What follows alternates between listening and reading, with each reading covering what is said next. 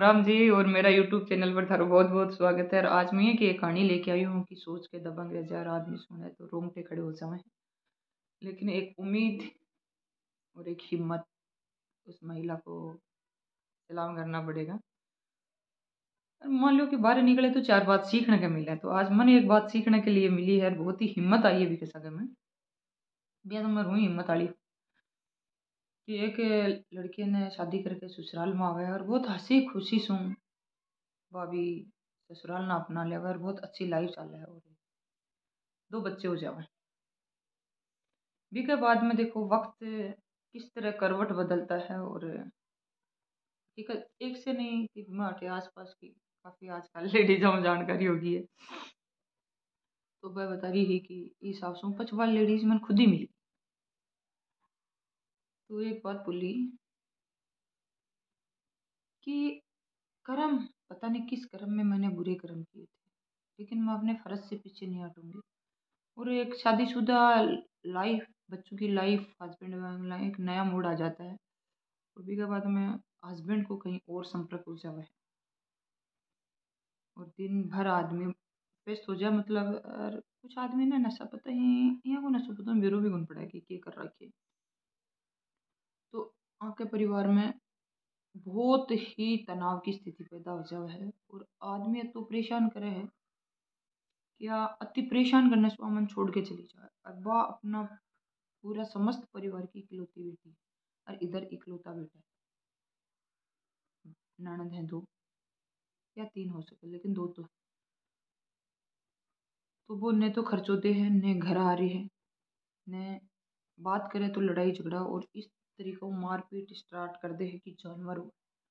जानवर की तरह मारपीट करने के बाद में वो आग लगाना की पैर बांध के भी बहुत इतनी इरिटेट कर दे कि आठों चली जाए। और भी कुछ ससुरो सास ही जगह बचाव पक्ष में एनी टाइम खड़ा रही, तो एक उम्मीद बन जाए कि यार की करो जाए।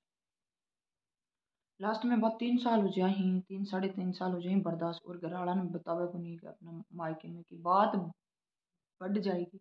देखो एक लुगाई की समझदारी है कि मायके में नहीं बताना मतलब बात बढ़ जाएगी। बट वह बता रही क्यों को नहीं, क्योंकि सास ससुर दोनों सपोर्ट कर रहे हैं। एक उम्मीद हो जाए कि हाँ मैं इनके सारे थोड़ा बन क्यों बताऊँ। वहाँ को वो टेंशन हो जाएगी, बात बढ़ जाएगी, रिश्ता बिगड़ जाएंगे, दोनों बच्चे बर्बाद हो जाएंगे छोटे छोटे। भी लुगाई की केड़ी सर सुन के मैं भी हैरान थी यार कि कम से कम लुगाई अपना दुख दर्द किसको बताए। दिन रात काम करना है, बच्चों को तैयार करना है, छोड़ना है, लेके आना है, गाय भैंसों का काम करना है। लास्ट में वो 3 साल बाद विका भाई ने बताई कि एक बार भाई तू आज ही मेरे के घर आने के बाद में वो अपनी स्थिति बतावे तो भाई बात करे है। आपका जीजा और बोल रहे कि पहले इसकी गलती बता दे, मैं आपसे आप क्या गलत हो सही हो मैं उन जाऊंगी बात में, पहली मेरी बहन की गलती बता। तो वो बोल कौन पावे कि तेरी बहन की क्या गलती है, क्योंकि बहन को नहीं रखे फोन, बस सासू का फोन सुन कटे फोन करे तो गुंजाइश फोन ला दी। और बिक के बाद में छोटो साड़ो है उम्र में और जीजा के थप्पड़ डाल दे। और कहे कि लेडीज पर हाथ उठावे ना वो मर्द को नहीं हुए, मर्द तेरे सामने खड़ा आजा बराबरी करते, मजा तेरे को भी आएगा, मजा मेरे को भी आएगा। आज अच्छा कंपटीशन हो जाए, मारना किसको है मैं बताता हूँ आज। और वो इस तरह झापट खा के तो बीच में भाड़ आ जाए कि भाई तू मार मत, इसको मारने के लिए मैंने नहीं बुलाया। सोचो एक लेडीज का दिल फिर भी नहीं चाहती। अच्छा प्यार से मेरी लाइफ चल रही थी और मुझे इतना दया आ गई कि मैंने मारने का ऑर्डर तो नहीं दिया था इसको, और भाई से लड़ पड़ती कि इसको समझाओ, क्या पता समझ जाए, मेरे दो बच्चे बच जाए, तुम्हारे मारने से मेरी लाइफ और बिगड़ जाए। तो एक की थप्पड़ मारा था, वो सामना नहीं कर पाया। और भी छोरा की माँ है, जगी अपनी बहू को बोलती है कि तुम नहीं सुधरोगी, तूने रोका क्यों। और अपने रिश्तेदार को बोलती है कि इतना मार इसको, इतना मार कि ये मेरी बहू की तरफ आंख उठा के भी ना देखे। तो दूसरी लेडीज के चक्कर में अपना परिवार बर्बाद है। रोका भाई है कि ये गलत काम चले सदियों से आ रहे, आज नए नए चले, कोई नहीं बोलेगा तुझे कि तुम गलत काम मत करो, कौन सी लाइन तुम्हारी सही है क्या गलत है, लेकिन तुम तुम्हारे 2 बच्चों की बीवी को तो टाइम दो और इनका खर्चा दो। मैं सिर्फ इतना ही चाहता हूँ, मैं तुम्हारी पर्सनल लाइफ में नहीं घुसना चाहता हूँ। सोचो कितना समझदार परिवार था। वो बोला कि ये गलत काम है ना, सदियों से आज नहीं चले, बरसों पुराने चले आ रहे हैं, तो इस पे मैं रोक नहीं लगाऊंगा। अगर मेरी बहन को एक खरोच भी आया तो नहर में ऐसे फेंक दूंगा, समझ में नहीं आएगा, और इस तरह मसड़ दूंगा कि सलाद भी नहीं बन पाएगा। तो उस दिन के बाद एक थप्पड़ ऐसा पड़ा ना उसको, उसके बाद मार पिटाई बंद, बात बंद। 3 साढ़े 3 साल तक वो लड़की परेशान रही। उसके बाद में अब 3 साल हो गए, कोई बातचीत नहीं है, घर में शांति है। लेकिन एक लेडीज का मन करता है, वो भी चाहती है कि मेरे हस्बैंड अच्छे से बात करें, घर में बच्चों से बात करें। और एक आज गरीब हो रहे कि माँ अपने बच्चों से कभी दूर नहीं हो सकती, तो माँ को भी जब बहू से वो बात नहीं करता तो माँ अपने बेटे से बात नहीं करती। हाँ, बाप कभी कभी बोल देता है कि खर्चा नहीं देता तो घर क्यों आता है, तो बहू बोलती है पिताजी रहने दो, फर्ज मेरा, पता नहीं किस जन्म का पाप किया हुआ है तो चुकाना तो पड़ेगा।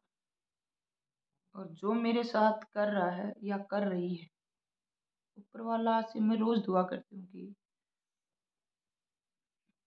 प्लास्टिक के कीड़े नहीं, असली कीड़े पड़ेंगे। सोचो उसकी आत्मा कितनी दुखी होती हो।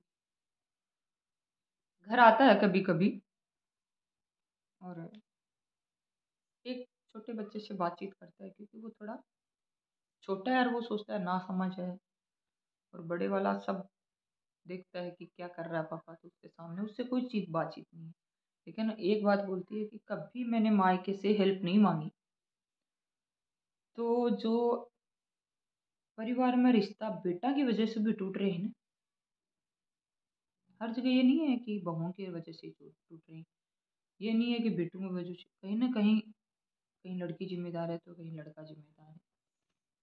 कभी वक्त खराब है तो बोलती है कभी मैंने मायके से हेल्प नहीं मांगी कि मुझे ये चीज़ चाहिए, मेरे पास नहीं है। एक बात ये बोली कि मेरी ननद ने ये बोला कि तू कहीं जाएगी ना तो बच्चे बर्बाद हो जाएंगे। एक फ़ोन के साथ है ना, कोई भी सामान हो एक फ़ोन के साथ तेरे पास आएगा और तू बच्चों को पाल ले। आदमी सब कुछ नहीं होता, बच्चे दौलत होती है।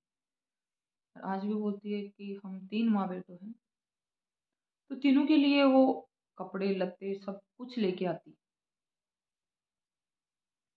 इस परिवार दुख तो एक ही है कि आदमी बातचीत नहीं करता, आदमी गलत रास्ते है, कमाई नहीं देता, घर का खर्चा कैसे चलेगा। और सास बोलती है कि जब तक हम जिंदे हैं चिंता मत करना बेटा। दूसरी बात है, तू इसकी, मेरे बेटे को मैं ज्यादा जानती हूँ तेरे से, मेरे बेटे की बातों में कभी मत आना। अगर ये गोल्ड दे लेगी ना तो ये उसको भी लुटा देगा। तेरे बुरे वक्त में, मेरे मरने के बाद क्या पता कैसी स्थिति हो, तेरे ये गोल्ड काम आए, तुझे किसी के पास हाथ फैलाने की जरूरत नहीं पड़े। और कभी कभार बोली मायके जाती हूँ तो बोले पिताजी बोलते हैं कि बेटा 1000 रुपये दे दूँ बहुत है। तो सास बीच में बोलती है 700 रुपये किराए का खर्च हो गए, कुछ मिठाई विठाई लेके कुछ बच्चों का सामान लेगी, इतनों दिनों से मायके जा रहे हैं, 1000 से क्या होगा, 2000 दो। और फिर बोले चुपके से खुद 5000 रुपये निकाल के दे देती है। और ननद आती हैं तो सूट बोले इस सर्दी हम 3 स्वेटर लेके दी।